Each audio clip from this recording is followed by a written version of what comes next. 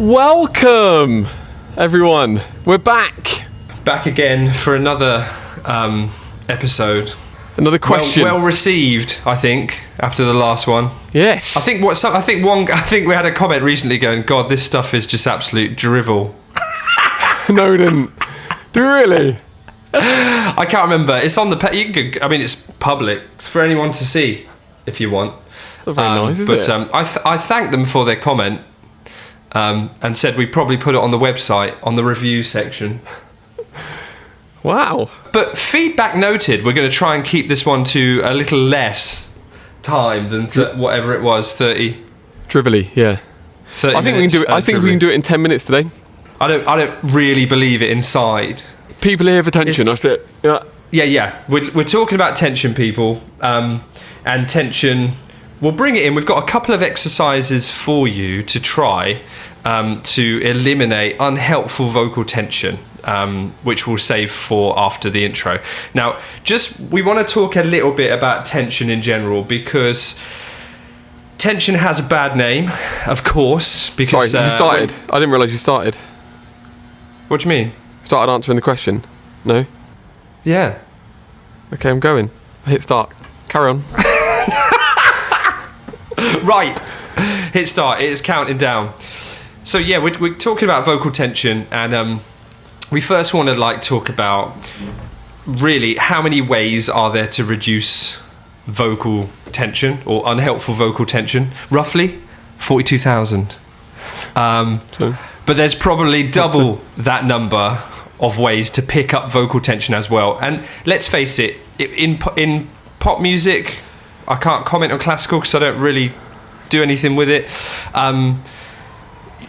We're not going to be tension-free in pop music because that's a world that is built on and celebrated about imperfections, right? So, and tension, let's face it, in certain places is actually really good for us. Noticeable effort in places is actually good at times when we're talking about the types of singing that might be more athletic, like belting and 2-hour rock singers and whatnot.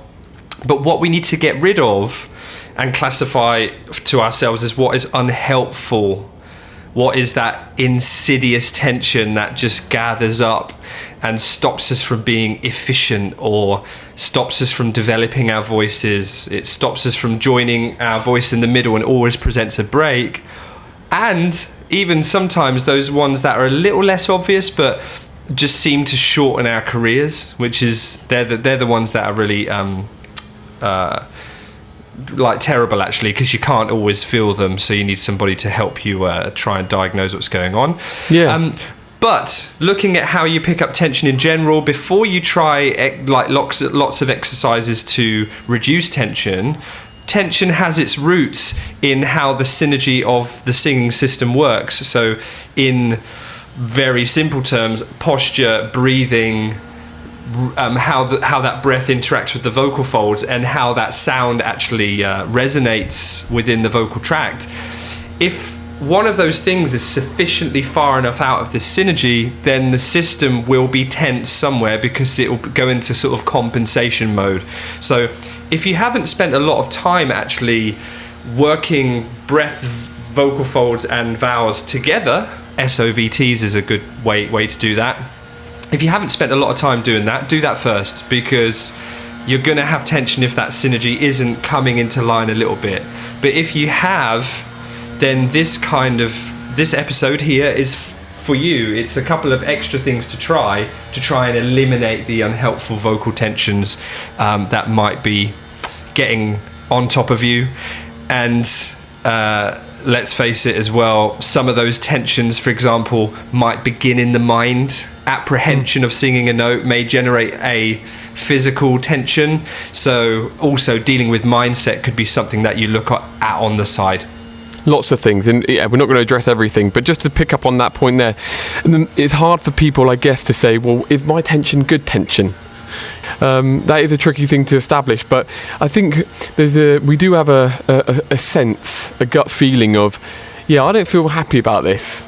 This isn't. I'm not enjoying this process, and I think that's where I lead mostly with people is sadness. No, I lead with. deep down, I think most people feel better when they are singing without restriction and tension. So, so based on that, what's your first fix? Well, my first fix is, like I said earlier, sometimes a bit of tension in certain places is good. So my first fix is to apply a bit of energy somewhere else in the body that helps the throat and the breath flow, how they interact together, the larynx and the breath flow, help that become a relaxed state where the sense of airflow coming through the system is more even and feels good. And this trick is pumping the arms like this. You can do it like alternating, or you can shake them in tandem. I feel better with that one. Yeah.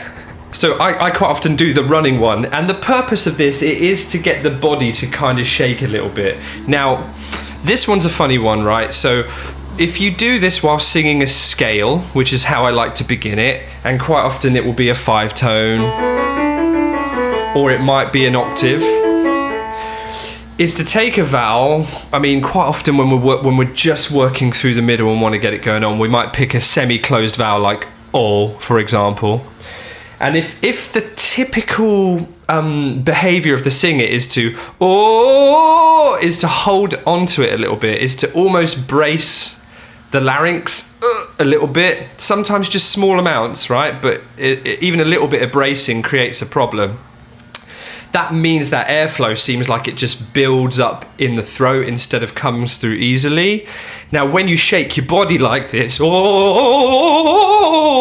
it seems like vibrato and registers, they all seem to like go shaking everywhere. And it's quite hard to brace your voice and create laryngeal tension whilst you're shaking vigorously like that. So this exercise for me is a very much a go-to for that type of singer. You can do it on phrases and different vowels. You can do it on song segments, for example, which might be destabilizing. You never know. You just got to try it. But as with all exercises, how do we get away from shaking arms? Well, first of all, we get the experience of how air comes through and a looser throat feeling. That's something that you can just experience, and once you've experienced that feeling, you can just, through your ear and your body, you can just create a similar sense of flow when you're singing. But I know you and I had an enjoyable workshop with Kitty Verdolini last year on the principles of Lesak-Madsen, resonant voice therapy. And a similar sense of airflow and loose tension comes from the very excited kind of emotional impulse where you're just brimming over. And that seems to also generate a looser feel in the throat and decent airflow. So working through pumping the arms and then maybe replacing that with a kind of an excited way of delivering vocals might help the throat to feel like it's got less of that unhelpful tension just residing in it. Lovely. So that's my one of my favourites. Brilliant, yeah.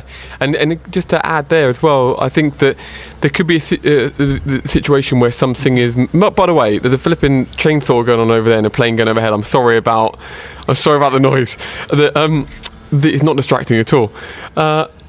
Some singers may go into a part of the range or song that they are singing and do this, and it may not feel actually as good as they did it when they were singing it before, because they're not as in control. The voice might break, but we take that as that's okay, because that's just showing that what the voice was doing before potentially was holding on to things that that it's now let go of, and now you're on the path to freedom. Yeah, now. It's exposing the truth underneath. So that's the thing about breaking, isn't it? It's like we don't like it.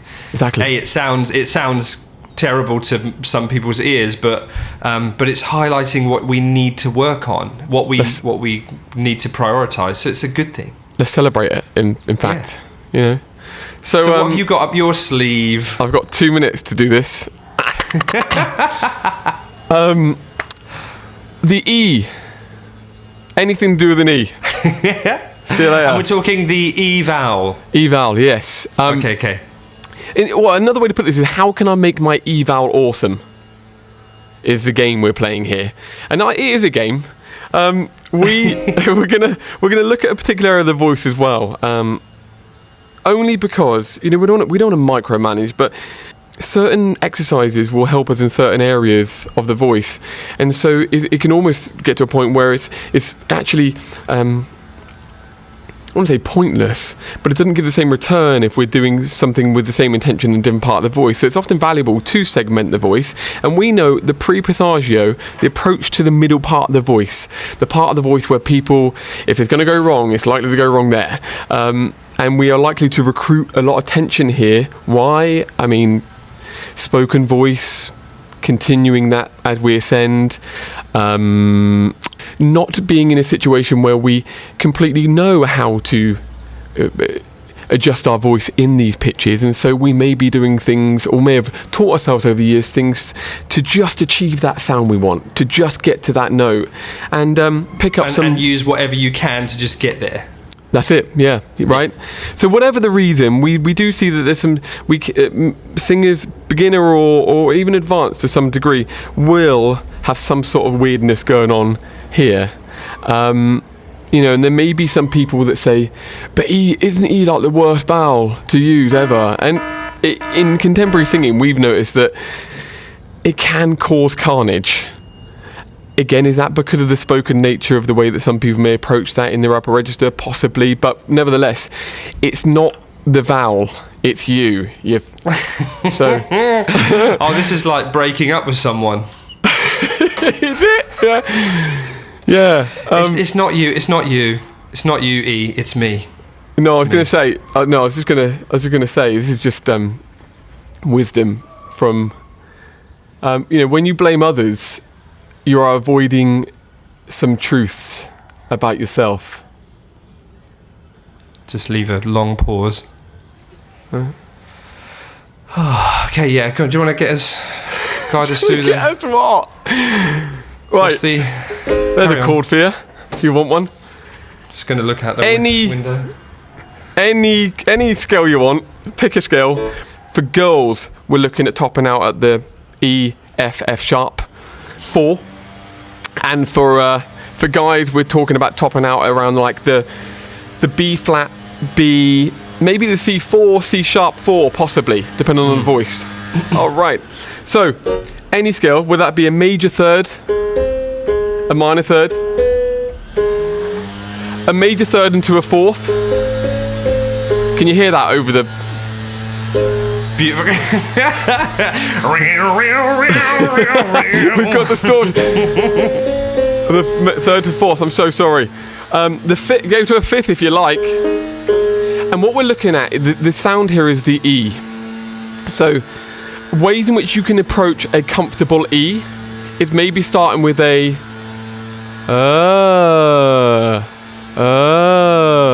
E. And by the way, that isn't a a deeper dark that's a again, laryngeal positioning, whatever. E. You can even get it from starting with a shh, shh, and that will relax the jaw in the front there. Shh, E.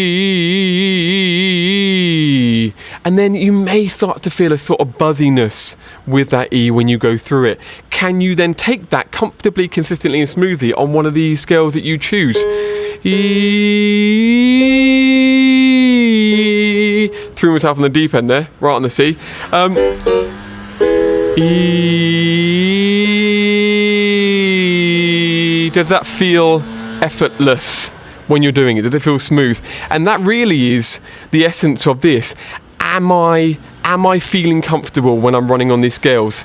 The beautiful part about this, whichever scale you use within this pitch area, is that it can lead on to any other scale sound that you fancy. Can you sustain through those? Can you change notes, change vowel, progressional for your own benefit as it is training your voice? Can I move on? I think that's cool because that's like the whole. In order to feel like we've got something down and it's functioning well and it's going to be flexible and it's going to do different things for us, we kind of have to challenge it in several different ways.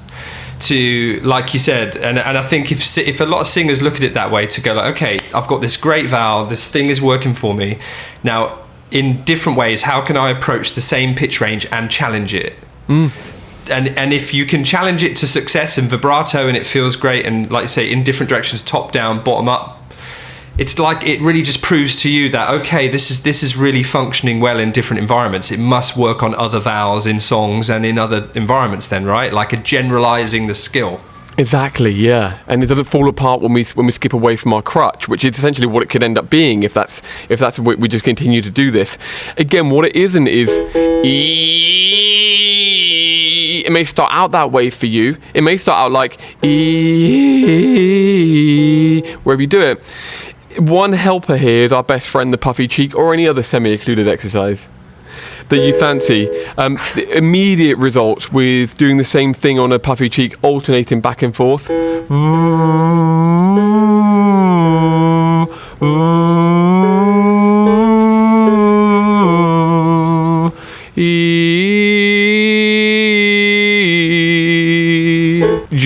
You will feel immediate results by alternating those two things. So that's a way to get in there.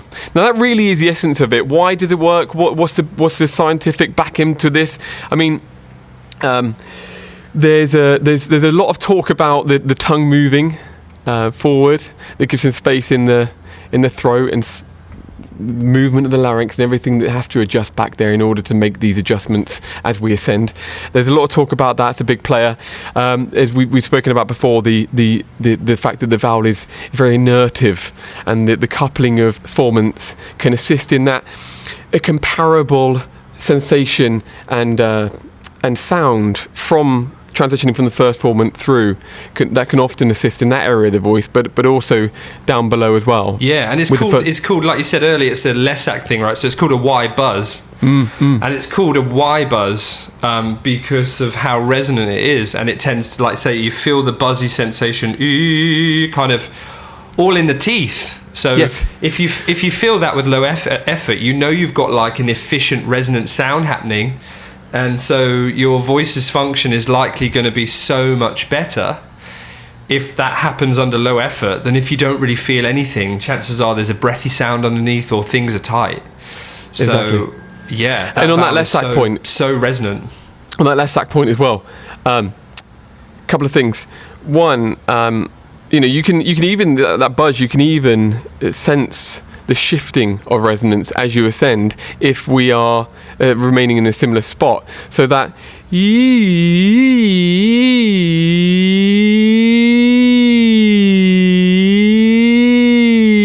can also get a sense of the resonance moving across the hard palate when we're doing that. It's another great awareness exercise.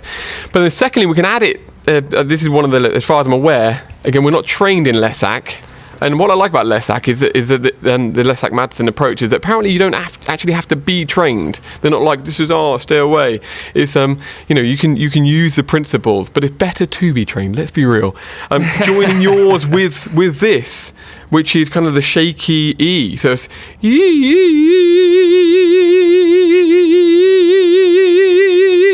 you can really start to create some great energy by freeing up with your approach added to this. The combination. There's one last thing with this though for me, and then we better sign off because we're already way over. But there's one more thing, and it's I don't want to get all metaphysical. I don't know what that means. What? Heebie-jeebies. Thanks. That one, yeah. But I just feel like there's a beauty in this, which is the singer. Based on your experience with using your voice, it's almost like we can guide ourselves to greatness here with this exercise. It's not like we are telling it to do something. Every time you go through this flow of exercise, whichever one you choose, there's a real kind of guidance, instinct to guide yourself to that instead of forcing freedom, which we know in any walk of life is a bad thing. You can't force freedom anywhere. So that's just a observation of mine when watching people do this. It just seems like a lovely thing to do as well. Nice one. Yeah, great. Well, I hope that helps people. So yeah, in summary, pumping the arms, progressing from that to an excited type of emotional delivery to get a similar effect without pumping the arms, and then using the Y buzz on not high but on the approach to the bridge for females under F sharp and for males under maybe D flat, and challenging that and getting the right kind of setup of the eval, like you just demonstrated with the kind of thing. And so you guys can try that. By the way, this was also prompted, thank you to the person who actually commented on a post on our Facebook page when we were asking what people want to know about. And the question was, hey, is it possible to eliminate all vocal tension? Is that a real thing? And like we've discussed, it's possible to eliminate the stuff that is going to get in your way and make things go awry, either in the short term or the long term. But I think in today's athletic way of pop and rock singing, even classical, it's impossible to eliminate vocal tension. At times it's required. It's just, you might not always feel it like that. As in, might not feel tense. It's just effort. It's a muscle is working, but not overstretched. So I hope that helps everyone who's watching. Please get in touch. Do comment below and let us know what you reckon. Tell us if it was drivel. Yeah, please tell us if it's drivel. Right. And we'll just carry on. I'll make it more drivel next time, just to feed into it. Right, mate. See you in a bit. See you later, man. Have a good one.